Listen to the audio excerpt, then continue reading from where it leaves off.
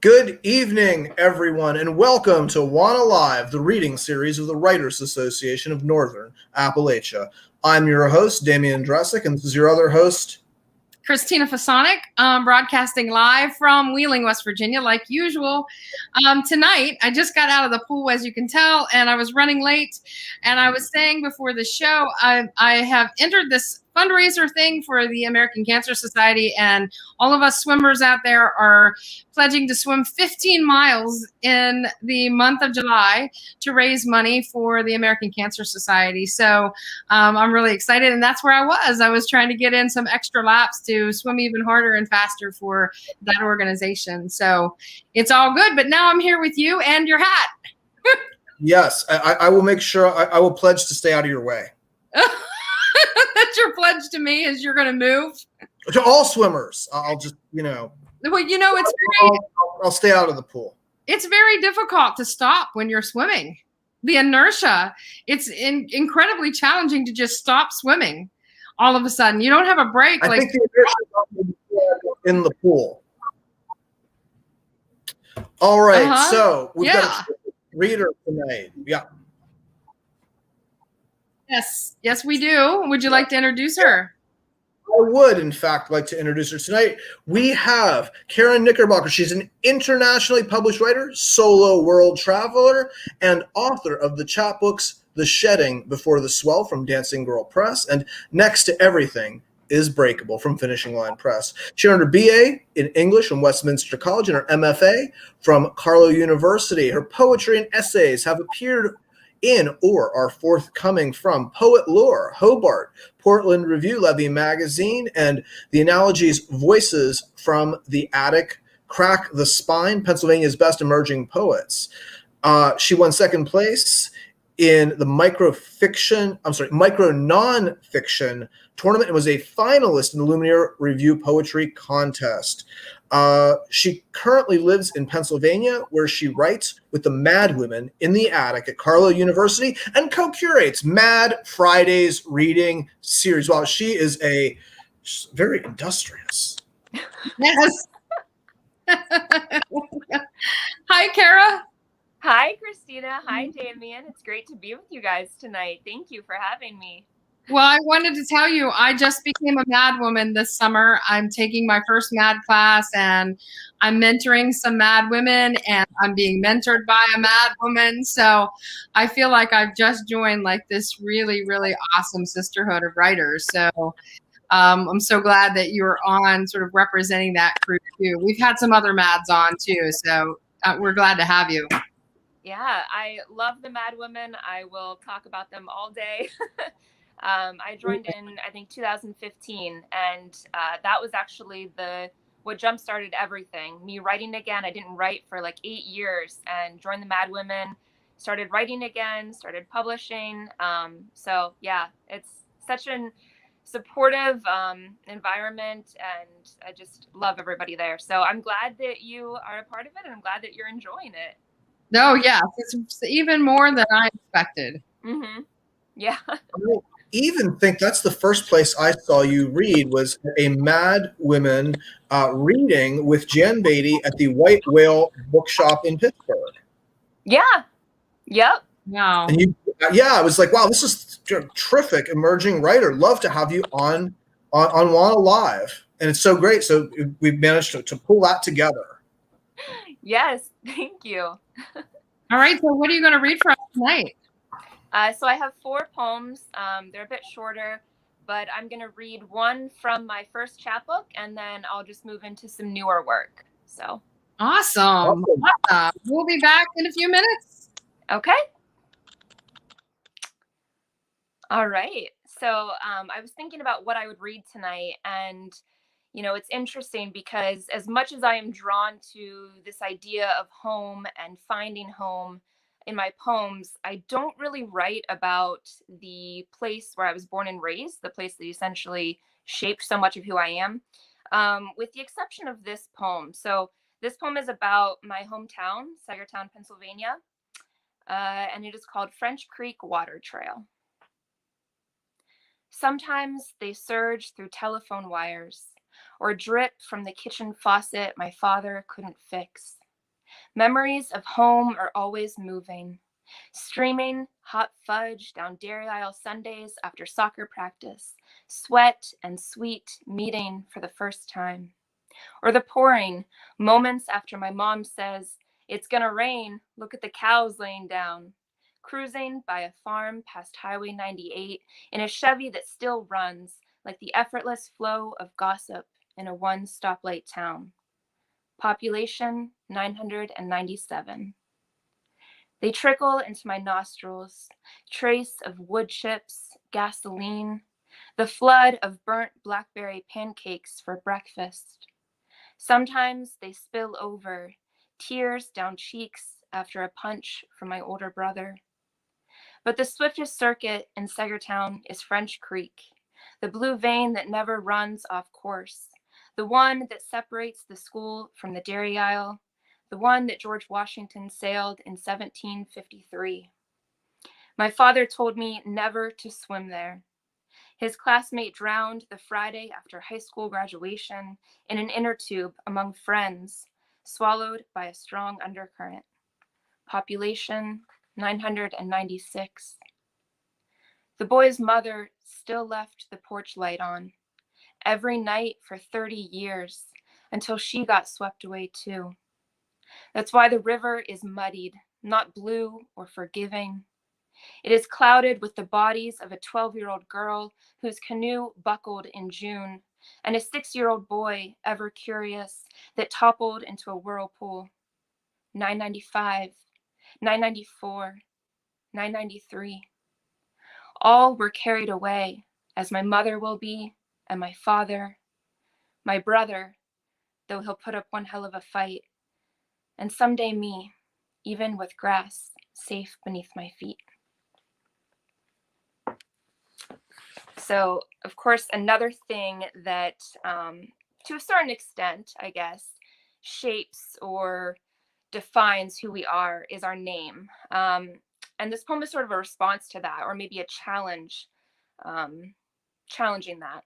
This is called Etymology of a Middle Name, after Era D. Matthews. Rose, of Latin origin, rosa, meaning fragrant flower, meaning my mother bloomed with me until I came out pink and right for the world, the last precious baby dangling on the branch of our family tree. Because after my brother and before me, there was a seed that only bled where it was planted, never grew into a face or a name. And they crowned me Rosie, because my cheeks flush redder than they should be from pedaling my way back to the womb. Drunk blushed attempts to stay long-stemmed, always wild. And because a daughter is a beautiful thing, my mother tells me, though I know the letters sound more lovely in her mouth. Oh, rose that grew from the concrete, rose into a woman. I wonder if she will ever accept there are thorns around my hips, not by nature, but by my own doing. If she fully knows I've buried bouquets from lovers, because what other pretty hurt do you know that both stalks the living and adorns all the dead? So I have two more poems.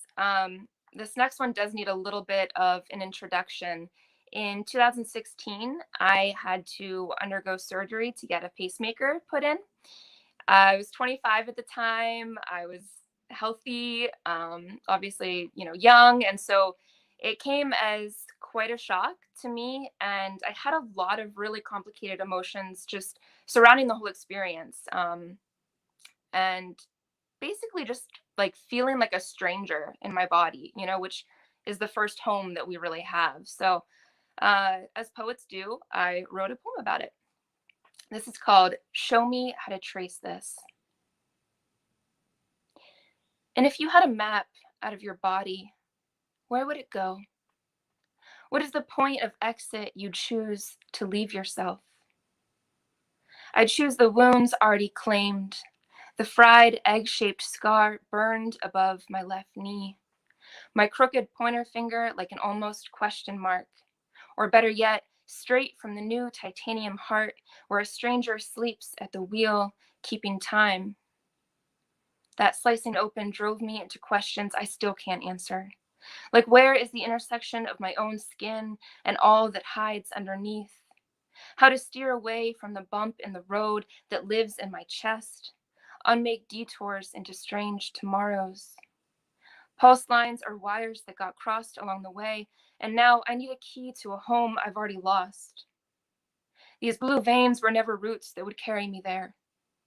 All the rivers I've known are muddied, emptying into the mouth of someone else. Thank you so much again for listening. This is my last poem. It's a very short one. It's called We Thought We Were Weightless.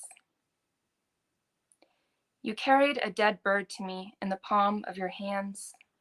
You said there is something beautiful about that puffed out chest, limp wings. You said it's like life swelled the body in its death. When you bathe it, gentle with dish soap in the kitchen sink, you don't cry.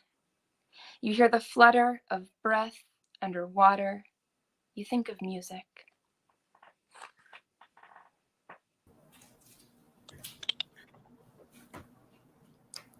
That was really, really awesome. Thank you, Kara. Thank you. That was extraordinary. Thank you.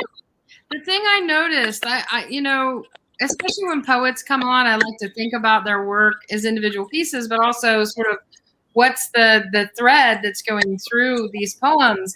And I kept thinking of movement and flowing and the contrast between what's on the surface and what lies beneath. It's like this is what you see, but there's this whole entire world behind what you're looking at. And I kept thinking about this as you were reading in every poem. How does what we see change how we interpret what lies beneath? Like as our impression of the external thing that we can always see, has that changed like what's beneath? Like you said that you don't normally write about where you grew up, the town where you grew up, and how does looking again change the heart, like your pacemaker and everything else. So it was really wonderful poetry. Thank you. Thank you so much. I appreciate that. It's interesting that you picked that out about movement because, especially in that first poem, the French Creek Water Trail, I was thinking about everything that moves, all these memories that are moving, these senses, smells, things like that. And isn't that what we're always sort of trying to do, I guess, as writers, I want to say as poets, looking at something on the surface, but trying to go deeper than that, and trying to sort of make sense of our own worlds. And that's really like why I came to the page in the first place. Yeah, and that relief page for that. Yeah, I really love in the first poem the way you balance some of these very homey kind of images like blackberry pancakes against the tragedy of the boy drowning in the river. Mm-hmm. It's really it sort of pulled it's sort of pulling me in and keeping me a bit at a distance. I really like that. And your final poem that was quite something. I love the way it ended. I was very delightfully surprised because I wasn't sure where it was going, and I was like, "Oh, wow!" It's sort of like a whole level above. Very, very, very tasty.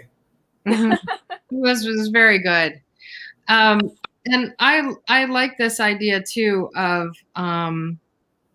the idea of finding home, and you use that concept in the first poem, and certainly in the poem about your pacemaker and how the home that your body, when it becomes strange to you, a stranger to yourself, or it is some way, violated or challenged by external forces, how that changes you and also changes it. And I love the sort of the way that you were challenging me as a listener to think really deeply while I was also trying to keep up with your beautiful prose. So this was really, really fun. I enjoyed every minute of it. I'm so glad. That means so much. Thank you. Damien, it's interesting that you pulled out that tension between, because especially in writing about the hometown, I know plenty of people who sort of have that conflicting, feeling about the place Yeah. where they grew up, right? And so, there's these memories of blueberry or blackberry pancakes, but also, this death and these different things that are coming to light in that poem. So, yeah, I think that's great that you pulled that out. Well, and I think we see that type of tension between place and how we feel about the place and how we feel about ourselves in the place throughout all, it seems, of especially Northern Appalachian literature. I see more of that from us Northerners who are sort of trying to understand what is Appalachia, and also what there are things that we don't like about it, that we never do find a way to find peace with or make a home in. So I thought that your poetry really fit in with that sort of overall tension, as Damien said, with the place. Now we have a comment from one of our regular. Oh, it went away. We have a comment from one of our regular viewers. Bart says it's always a pleasure to hear you read. Oh, hi, Bart. Thank you. That's wonderful. Excellent. This was really, really great. Thank you, Kara, for being on. So yes, it was. I'm really happy that we were able to get you booked. That's awesome. So next week, please make sure you tune in. We have a friend of the show, Tim Gager, is going to be reading for us, and we're excited about that. Mm-hmm. So we'll see you. We hope next Thursday at 8 p.m. right here at WANA Live. See everybody later. Have a great evening. Thank you, Kara. Bye. Thank you so much.